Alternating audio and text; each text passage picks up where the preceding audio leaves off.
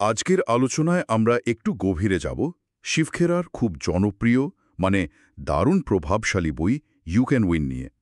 আমাদের কাছে বইটার একটা বিস্তারিত সারসংক্ষেপ আছে, তো চেষ্টা করব এর মূল ভাবনাগুলো, বিশেষ করে মানসিকতা আর অভ্যাসের বদল নিয়ে যা বলা হয়েছে সেগুলো সহজ করে বুঝতে। শুরুতেই একটা কথা খুব ভাবাচ্ছে, বইটাতে আছে বিজয়ীরা ভিন্ন কিছু করে না, তারা একই কাজ ভিন্নভাবে করে। শুনতে সহজ লাগছে, কিন্তু এর মানেটা কি? আমরা কি করছি তার চেয়ে কীভাবে করছি সেটাই বেশি জরুরি। এই ভিন্নভাবে করার রহস্যটা কি, সেটাই আজ একটু বোঝার চেষ্টা করি চলুন। তাহলে একদম গোড়ার কথায় আসি। বইটা বলছে সাফল্য কোনো লটারির মতো হঠাৎ পাওয়া জিনিস নয়, ঠিক, বরং এটা কিছু সঠিক নীতি, সৎ চরিত্র আর একটা খুব দৃঢ় মানসিকতার ফল। আর সবচেয়ে অবাক করার মতো কথাটা হলো, আমাদের সাফল্যের পথে সবচেয়ে বড় বাধা নাকি বাইরের কেউ না, আমাদের নিজেদের ভেতরের দুর্বলতাগুলোই। এই ধারণাটা নিয়ে শুরু করে থাক, কারণ বাইরের চ্যালেঞ্জও তো কম নয়, তাই না? হ্যাঁ, ঠিক এই জায়গাটাতেই বইটার মূল ফোকাস। দেখুন, বাইরের পরিস্থিতি, অর্থনীতি, অন্যের ব্যবহার বা ধরুন কোনো দুর্ঘটনা, এগুলোর উপর আমাদের নিয়ন্ত্রণ তো খুব কম, সীমিত। কিন্তু আমাদের ভেতরের জগৎ, আমাদের চিন্তা, আমাদের বিশ্বাস, ভয়, অভ্যাস, এগুলো কিন্তু আমরা চেষ্টা করলে নিয়ন্ত্রণে আনতে পারি। হয়তো পুরোপুরি না, কিন্তু সুযোগটা থাকে। তাই লেখক বলছেন, বাইরের যুদ্ধ জেতার আগে নিজের ভেতরের মনটাকে, ভেতরের দুর্বলতাগুলোকে জয় করাটা বেশি জরুরি। আচ্ছা।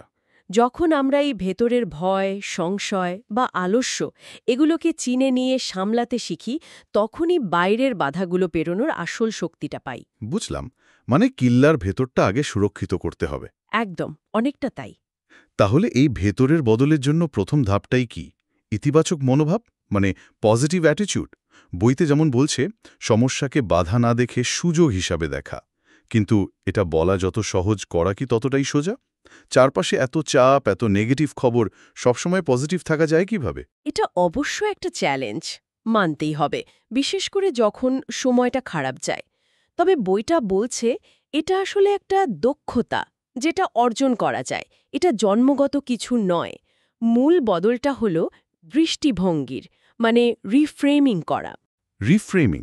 হ্যাঁ, যখন আমরা চেষ্টা করে একটা সমস্যার মধ্যে কোনো সুযোগ বা শিক্ষা খোঁজার চেষ্টা করি, তখন আমাদের ব্রেন ভয় বা টেনশনের মোড থেকে বেরিয়ে এসে সমাধানের পথ খোঁজে। ধরুন, চাকরি চলে গেল, বিরাট ধাক্কা। এটাকে শুধু ক্ষতি হিসেবে না দেখে নতুন কিছু করার বা নিজের পছন্দের কাজ করার বা ধরুন নতুন কোনো স্কিল শেখার সুযোগ হিসেবেও তো দেখা যেতে পারে। আচ্ছা। এই মানসিক পরিবর্তনটা একদিনে আসে না, এর জন্য প্র্যাকটিস দরকার। কিন্তু একবার এই দৃষ্টিভঙ্গিটা তৈরি হলে, তখন কঠিন পরিস্থিতি সামলানোর ক্ষমতা অনেক বেড়ে যায়, চশমাটা বদলে ফেলার মতো আর কি। এই চশমা বদলানো বা ভিন্নভাবে কাজ করার জন্য তো আত্মবিশ্বাস দরকার। আবার সেই প্রথমের কথাটা মনে পড়ছে, winners don't do different things, they do things differently. এই ভিন্নভাবে করার সঙ্গে আত্মবিশ্বাসের যোগটা ঠিক কোথায়? কিভাবে এটা সাহস যোগায়? আত্মবিশ্বাস হলো সেই, বলতে পারেন, জ্বালানি, যা এই ভিন্নভাবে করার ইঞ্জিনটাকে চালায়। যখন নিজের উপর ভরসা থাকে, তখনই তো মানুষ চেনা গণ্ডির বাইরে পা রাখতে সাহস পায়, তাই না? হ্যাঁ, তা তো বটেই। তখন সে নতুন পদ্ধতি চেষ্টা করতে ভয় পায় না, কিছুটা ঝুঁকি নিতে পারে। আর সবচেয়ে জরুরি হলো, ব্যর্থ হলেও একেবারে ভেঙে পড়ে না, আবার চেষ্টা করে। ধরুন, সবাই একভাবে ব্যবসা করছে, একজন আত্মবিশ্বাসী মানুষ হয়তো বাজারটা বুঝে একদম নতুন একটা মডেলে কাজ শুরু করার সাহস দেখাবে। প্রচলিত স্রোতের বাইরে যাওয়া। ঠিক। এই ভিন্নভাবে করা মানেই হল গতানুগতিক ধারণাকে চ্যালেঞ্জ করা, নিজের বিচারবুদ্ধির ওপর ভরসা রাখা। আত্মবিশ্বাস শুধু সাহস দেয় না, এটা আমাদের সিদ্ধান্ত নেওয়ার ক্ষমতা বাড়ায়, আমাদের লেগে থাকতে সাহায্য করে। কারণ যখন আমরা বিশ্বাস করি যে আমরা পারব, তখন আমরা আমাদের সেরাটা দিই, সহজে হাল ছাড়ি না। লক্ষ্য পূরণের পথে এটাই তো আসল ভিত্তি। কিন্তু শুধু নিজের উপর বিশ্বাস আর নতুন পথে চলার সাহস, এটাই কি যথেষ্ট দীর্ঘস্থায়ী সাফল্যের জন্য? বইটাতে তো চরিত্র আর সততার উপর খুব জোর দেওয়া হয়েছে। হ্যাঁ, বলা হচ্ছে টেকসই সাফল্যের জন্য নাকি সততা আর নৈতিকতা অপরিহার্য। কিন্তু আমরা তো প্রায়ই দেখি অসৎ পথে অনেকে চটজলদি লাভ করে ফেলে। তখন প্রশ্ন জাগে, ওই লাভটা কি আসলেই জেতা? সততার গুরুত্বটা কি তাহলে? খুব খুব জরুরি একটা প্রশ্ন এটা। আর এখানেই বইটার গভীরতা। দেখুন, অনৈতিক পথে সাময়িক লাভ বা যাকে বলে সাফল্য, সেটা আসতেই পারে, অনেকেই পায়। কিন্তু লেখক যে সাফল্যের কথা বলছেন সেটা দীর্ঘমেয়াদী, অর্থপূর্ণ এবং সম্মানজনক। আচ্ছা। সততা আর নৈতিক আচরণের মাধ্যমে যেটা পাওয়া যায় তা হল বিশ্বাস আর সুনাম। এই দুটো জিনিসই কিন্তু দীর্ঘস্থায়ী সাফল্য আর ভালো সম্পর্কের আসল ভিত্তি। অন্যদিকে অসৎ পথে পাওয়া লাভ হয়তো দেখতে ভালো, কিন্তু সেটা টেকে না। আর এর একটা অদৃশ্য কিন্তু ভারী দাম দিতে হয়। মনের শান্তি চলে যায়, সম্পর্ক খারাপ হয়। ধরা পড়লে তো সম্মানও শেষ। একদম। ভাবুন, একজন অসৎ ব্যবসায়ীর হয়তো অনেক টাকা হলো, কিন্তু লোকে তাকে বিশ্বাস করে না, সম্মান করে না। এটা কি সত্যি জেতা হলো? চরিত্র হলো সেই ভিত যার ওপর সাফল্যের ইমারতটা দাঁড়ায়। বিশ্বাস একবার চলে গেলে সেটা ফিরে পাওয়া প্রায় অসম্ভব। তাই টেকসই সাফল্যের জন্য সততার কোনো বিকল্প নেই। এই টেকসই সাফল্যের জন্য একটা রোডম্যাপেরও তো দরকার, মানে পথটা জানা দরকার। সেখানেই আসছে লক্ষ্য নির্ধারণ বা গোল সেটিংয়ের কথা। বইয়ের উপমাটা আমার খুব ভালো লেগেছে। লক্ষ্যহীন জীবন নাকি দিকহারা নৌকার মতো, স্রোতের টানে ভাসে কিন্তু কোথাও পৌঁছায় না। খুব সত্যি কথা। আর বিশেষ করে লক্ষ্যগুলো লিখে রাখার উপর জোর দেয়া হয়েছে। মুখে বলার চেয়ে লিখে ফেললে কি আলাদা কোনো লাভ হয়? অবশ্যই হয়। এর পেছনে সাইকোলজিক্যাল কারণও আছে। যখন আমরা লক্ষ্যগুলো শুধু ভাবি, সেগুলো কেমন যেন অস্পষ্ট থাকে, ভাষা ভাষা। কিন্তু যখন আমরা সেগুলো লিখে ফেলি, ধরুন কাগজে বা ফোনে, তখন কয়েকটা জরুরি ব্যাপার ঘটে। প্রথমত, লেখার সময়ে আমাদের চিন্তাটা গুছিয়ে নিতে হয়, স্পষ্ট হয় ব্যাপারটা। দ্বিতীয়ত, লেখাটা আমাদের নিজেদের কাছে একটা প্রতিশ্রুতির মতো হয়ে যায়, কমিটমেন্ট বাড়ে, আচ্ছা, দায়বদ্ধতা তৈরি হয়। একদম। তৃতীয়ত, এটা একটা মাপকাঠি তৈরি করে। আমরা কতটা এগোলাম, কতটা বাকি, সেটা ট্র্যাক করা সহজ হয়। লক্ষ্যটা চোখের সামনে থাকলে প্রতিদিনের ছোট ছোট কাজগুলো আর অকারণ মনে হয় না। আমরা ঠিক পথে আছি কিনা যাচাই করা যায়। ম্যাপ দেখে এগোনোর মতো আর কি। ঠিক তাই, ফোকাসড থাকা যায়, অযথা সময় নষ্ট হয় না। বেশ, লক্ষ্য ঠিক হলো, ম্যাপও তৈরি, কিন্তু গন্তব্যে পৌঁছতে তো গাড়িটা চালিয়ে যেতে হবে, মানে লেগে থাকতে হবে। এখানেই আসছে শৃঙ্খলা আর অধ্যবসায়, ডিসিপ্লিন আর পারসিভিরেন্স। বইতে বলছে শৃঙ্খলা ছাড়া ভালো অভ্যাস হয় না, আর অধ্যবসায় হল অগ্রগতির চালিকা শক্তি। এই দুটো কি এক, নাকি আলাদা? এদের মধ্যে যোগসূত্রটা কোথায়? খুব ভালো প্রশ্ন। শব্দ দুটো প্রায়ই একসাথে ব্যবহার হয়, কিন্তু এদের মধ্যে একটা সূক্ষ্ম কিন্তু গুরুত্বপূর্ণ পার্থক্য আর সংযোগ দুটোই আছে। শৃঙ্খলা হল সেই ক্ষমতা বা অভ্যাস যা আমাদের দিয়ে দরকারি কাজগুলো করিয়ে নেয়, এমনকি যখন আমাদের ইচ্ছে করছে না, বা ধরুন মুড নেই বা ক্লান্তি লাগছে। মানে ইচ্ছের বিরুদ্ধে গিয়েও করা। হ্যাঁ, নিজের আবেগ বা মুডের ওপরে উঠে সঠিক কাজটা করা। ধরুন, আপনার লক্ষ্য রোজ সকালে ব্যায়াম করা। ঘুম থেকে উঠে ইচ্ছে না করলেও জোর করে উঠে পোশাক পরে ব্যায়াম শুরু করাটা হলো শৃঙ্খলা। আচ্ছা। আর অধ্যবসায় হল সেই দীর্ঘমেয়াদী লেগে থাকা। বাধা আসুক, ফল পেতে দেরি হোক, তাও হাল না ছেড়ে লক্ষ্যের দিকে এগিয়ে চলা, মাসের পর মাস, বছরের পর বছর। ওই ব্যায়ামটা চালিয়ে যাওয়া। ঠিক, ওই রুটিনটা ধরে রাখা হল অধ্যবসায়। তাহলে দেখুন, শৃঙ্খলা হল প্রতিদিনের ছোট ছোট পদক্ষেপ নেওয়ার ক্ষমতাটা, যা অধ্যবসায়কে সম্ভব করে। একদম, শৃঙ্খলা ছাড়াও অধ্যবসায় ধরে রাখা খুব কঠিন। তাই বলা যায় শৃঙ্খলা হল ইঞ্জিন, আর অধ্যবসায় হল সেই লম্বা জার্নিটা। মোটিভেশন তো আসে যায়, কিন্তু শৃঙ্খলা থাকলে কাজটা হয়ে যায়। কিন্তু এই লম্বা জার্নিতে তো হোঁচট খাওয়া, ব্যর্থ হওয়া, এগুলো তো খুবই স্বাভাবিক। অবশ্যই। বইয়ের একটা ধারণা অনেকের কাছেই একটু অন্যরকম লাগতে পারে। বলছে বিজয়ীরা নাকি ব্যর্থতাকে ভয় পায় না, বরং ব্যর্থতার মধ্যেই তারা শেখার সুযোগ খোঁজে। এটা হজম করা একটু কঠিন। ব্যর্থতা তো কষ্ট দেয়। হ্যাঁ, ব্যর্থতা কষ্ট দেয়, হতাশ করে, এটা অস্বীকার করার জায়গা নেই। কিন্তু বইটা বলছে যারা বিজয়ী মানসিকতার, তারা ব্যর্থতাকে ফাইনাল বা শেষ কথা হিসেবে দেখেন না। তারা এটাকে দেখেন একটা ফিডব্যাক হিসেবে, তথ্যের উৎস হিসাবে। ফিডব্যাক, কিভাবে? ব্যর্থতা আসলে আমাদের দেখিয়ে দেয় যে কোনটা কাজ করছে না বা কোন পদ্ধতিতে ভুল ছিল। এটা অনেকটা সায়েন্টিফিক এক্সপেরিমেন্টের মতো। আচ্ছা। পাওয়া শিক্ষা ভবিষ্যতের চেষ্টাকে আরও ভালো, আরও কার্যকর করতে সাহায্য করে। ধরুন, ব্যবসায় একটা নতুন প্রোডাক্ট এনে ব্যর্থ হলেন, শিখলেন যে বাজারে চাহিদা ছিল না বা মার্কেটিং স্ট্র্যাটেজি ভুল ছিল। হুম। এই শিক্ষাটা পরের বার কাজে লাগবে। তাই ব্যর্থতা আসলে শেষ নয়, বরং এটা আরও ভালো ফলাফলের দিকে এগোনোর একটা ধাপ, একটা ডেটা পয়েন্ট। বাহ, দারুণ ভাবনা। এই দৃষ্টিভঙ্গিটা গড়ে তুলতে পারলে ব্যর্থতা আর ভয়ের কারণ থাকে না, বরং শেখার আর বেড়ে ওঠার সিঁড়ি হয়ে যায়, সহনশীলতাও বাড়ে। এই শেখার ব্যাপারটা তো শুধু ব্যর্থতা থেকেই নয়, বইতে সারা জীবন ধরে শেখার মানসিকতার কথাও বলা হয়েছে, মানে কন্টিনিউয়াস লার্নিং। যেমন বই পড়া, ভালো মানুষের সঙ্গে মেশা, নিজের কাজের চর্চা চালিয়ে যাওয়া। এই ক্রমাগত শেখার গুরুত্বটা ঠিক কি, বিশেষ করে আজকের দিনে? আজকের দিনে এর গুরুত্ব অপরিসীম। সবকিছু এত দ্রুত বদলাচ্ছে, জ্ঞান, টেকনোলজি, বাজার, যে শেখা থামিয়ে দিলেই পিছিয়ে পড়তে হবে। ঠিক।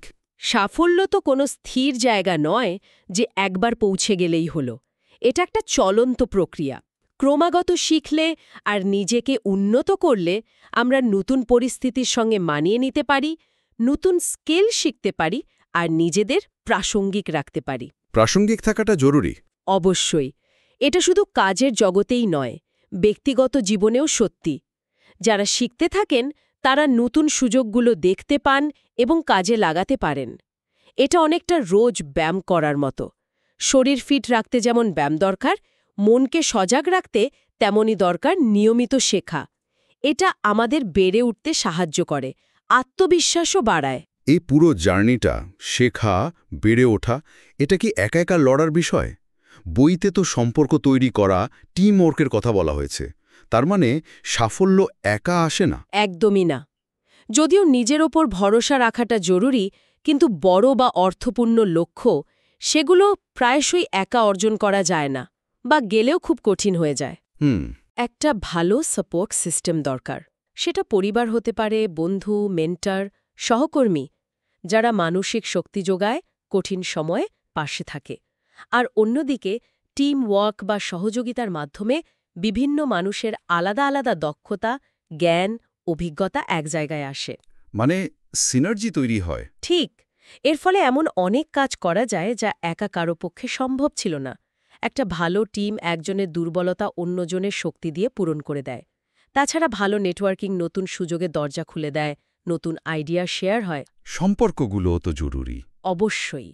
পজিটিভ সম্পর্ক ব্যক্তিগত জীবনে আনন্দ দেয়, আবার পেশাগত জীবনেও সাফল্যের পথটা সহজ করে। মানুষ তো সামাজিক জীব।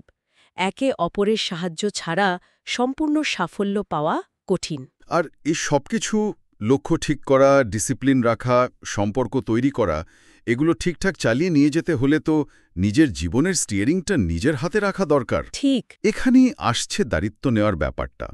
বইতে অজুহাত দেওয়া এড়িয়ে গিয়ে নিজের কাজ, নিজের সিদ্ধান্ত, জীবনের ভালো মন্দ সবকিছুর পুরো দায়িত্ব নেওয়ার ওপর খুব জোর দেওয়া হয়েছে। এটা কেন এত জরুরি? দায়িত্ব নেওয়া বা টেকিং রেসপন্সিবিলিটি, এটা হলো মানসিকতার একটা বিরাট পরিবর্তন। যখন আমরা পরিস্থিতির জন্য বা নিজেদের ভুলের জন্য অন্যকে বা ভাগ্যকে দোষ দিই, তখন আমরা নিজেদেরকে অসহায়, ভিকটিম হিসাবে দেখি। শিকার। হ্যাঁ, আর এই মানসিকতা আমাদের শক্তি কেড়ে নেয়, কারণ শিকারের তো কিছু করার থাকে না। কিন্তু যখন আমরা বলি, হ্যাঁ, পরিস্থিতি যাই হোক, আমার কাজ, আমার সিদ্ধান্ত, আর এর ফলের দায়িত্ব আমার, তখন আমরা নিজেদের ড্রাইভিং সিটে বসাই। আচ্ছা। তখন আমরা সমাধানের পথ খুঁজি, ভুল থেকে শিখি, পরিবর্তন আনার চেষ্টা করি। ধরুন, জ্যামের জন্য অফিসে দেরি হলো। অজুহাত দেওয়া খুব সহজ, কিন্তু দায়িত্ব নেওয়ার মানে হলো বোঝা যে পরের বার একটু আগে বেরোতে হবে বা অন্য রাস্তা দেখতে হবে। এই ছোট ছোট অজুহাত এড়ানো থেকে শুরু করে জীবনের বড় সিদ্ধান্তের দায়িত্ব নেয়া, পুরো ব্যাপারটা আমাদের হাতে ক্ষমতা ফিরিয়ে দেয়। অজুহাত দিলে উন্নতির দরজা বন্ধ হয়ে যায়, দায়িত্ব নিলে সমাধানের দরজা খুলে। দারুণ। একেবারে শেষে এসে বইতে কিছু মানসিক অভ্যাসের কথা বলা হয়েছে, যেমন এই যে আমরা আলোচনা করলাম, পজিটিভ চিন্তা, টাইম ম্যানেজমেন্ট, সেলফ কন্ট্রোল। এই অভ্যাসগুলো কিভাবে সব মিলিয়ে সাফল্যের মূল চালিকা শক্তি হয়ে ওঠে? এই অভ্যাসগুলো আসলে আলাদা আলাদা নয়, বরং একটা আরেকটার সাথে জড়িয়ে আছে, একে অপরকে শক্তিশালী করে। যেমন ধরুন, ইতিবাচক চিন্তা আমাদের আত্মবিশ্বাস বাড়ায়। ঠিক। আত্মবিশ্বাস থাকলে আমরা লক্ষ্য ঠিক করতে সাহস পাই, শৃঙ্খলা বজায় রাখতে পারি। ভালো সময় ব্যবস্থাপনা বা টাইম ম্যানেজমেন্ট আমাদের সেই শৃঙ্খলা মেনে কাজ করার জন্য সময় বের করে দেয়। আর আত্মনিয়ন্ত্রণ বা সেলফ কন্ট্রোল আমাদের সাহায্য করে লোভ বা তাৎক্ষণিক আরামের ফাঁদে না পড়ে লম্বা সময়ের লক্ষ্যের দিকে ফোকাসড থাকতে। সব মিলিয়ে এই অভ্যেসগুলো একটা শক্ত মানসিক কাঠামো তৈরি করে, যার উপর ভর করে একজন মানুষ ধারাবাহিকভাবে ফোকাসডভাবে তার লক্ষ্যের দিকে এগোতে পারে। মানে ভেতরের জগৎটাকে নিয়ন্ত্রণ করা। একদম, নিজের ভেতরে জগৎটাকে আয়ত্তে আনা, যার প্রতিফলন বাইরের জগতে সাফল্য হিসাবে দেখা যায়। তাহলে যদি পুরো আলোচনাটা একটু গুছিয়ে নিই, উৎসে যে 10টা মূল শিক্ষার কথা বলা হয়েছে সেগুলোকে যদি আমরা কয়েকটা ভাগে ফেলি, যেমন মানসিকতা, ইতিবাচকতা, আত্মবিশ্বাস, ব্যর্থতা থেকে শেখা, কাজের পদ্ধতি, লক্ষ্য ঠিক করা, শৃঙ্খলা, অধ্যবসায়, শেখা, আর ভিত্তি, চরিত্র, সততা, দায়িত্ব, সম্পর্ক, অভ্যেস, তাহলে এর মূল নির্যাসটা কি দাঁড়াচ্ছে? মনে হচ্ছে সব কিছুর মূলে সেই একটাই কথা, ভেতরের পরিবর্তনটাই বাইরের ফলটাকে নিয়ন্ত্রণ করে। একদম ঠিক ধরেছেন, এটাই হলো বইটার মূল বার্তা। ভেতরের জগৎটা সাজাতে পারলে বাইরের জগতেও জেতা সম্ভব। হ্যাঁ, এটা শুধু কিছু টিপস বা টেকনিকের লিস্ট নয়, বরং জীবনকে দেখার, যাপন করার একটা দর্শন। লেখক এটাই বোঝাতে চেয়েছেন যে সাফল্য বাইরের জিনিসের ওপর ততটা নির্ভর করে না যতটা করে আমাদের ভেতরের গঠনের উপর, আমাদের চিন্তা, বিশ্বাস, চরিত্র, অভ্যাস। এই নীতিগুলো শুধু জানলেই হবে না, এগুলোকে আত্মস্থ করে জীবন দর্শনের অংশ করতে হবে। আর সবচেয়ে জরুরি হল ধারাবাহিকভাবে অনুশীলন করা। মানে কনসিস্টেন্সি। হ্যাঁ, পরিবর্তনটা ভেতর থেকে শুরু হতে হবে, আর সেটাকে অভ্যাসে পরিণত করতে পারলেই স্থায়ী সাফল্য আসবে। আসল শক্তিটা লুকিয়ে আছে এই নীতিগুলোর একসাথে এবং নিয়মিত প্রয়োগের মধ্যে। তার মানে মূল কথাটা হলো আমাদের চিন্তা, আমাদের মনোভাব, আমাদের প্রতিদিনের ছোট ছোট অভ্যাস, এগুলো যদি আমরা চেষ্টা করে বদলাতে পারি, তাহলে পরিস্থিতি যেমনই হোক, যে কেউ বিজয়ী হওয়ার পথে যাত্রা শুরু করতে পারে। যারা হয়তো একটু হতাশ বা পথ খুঁজছেন, তাদের জন্য এই ভাবনাগুলো নতুন করে শুরু করার একটা দারুণ অনুপ্রেরণা হতে পারে। এটা মনে করিয়ে দেয় যে জেতা বা হারার ক্ষমতাটা আসলে আমাদের নিজেদের হাতেই। একদম। আর আলোচনার শেষে শ্রোতাদের জন্য একটা ছোট্ট ভাবনার খোরাক রেখে যাই। অবশ্যই।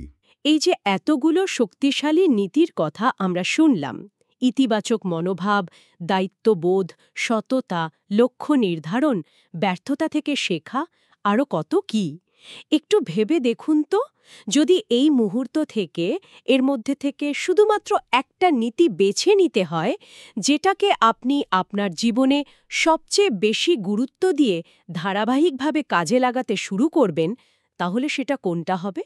কোনো একটিমাত্র ভেতরের পরিবর্তন আপনার মনে হয় আপনার লক্ষ্যের দিকে এগিয়ে যাওয়ার পথে সবচেয়ে বড় বাইরের সম্ভাবনার দরজা খুলে দিতে পারে?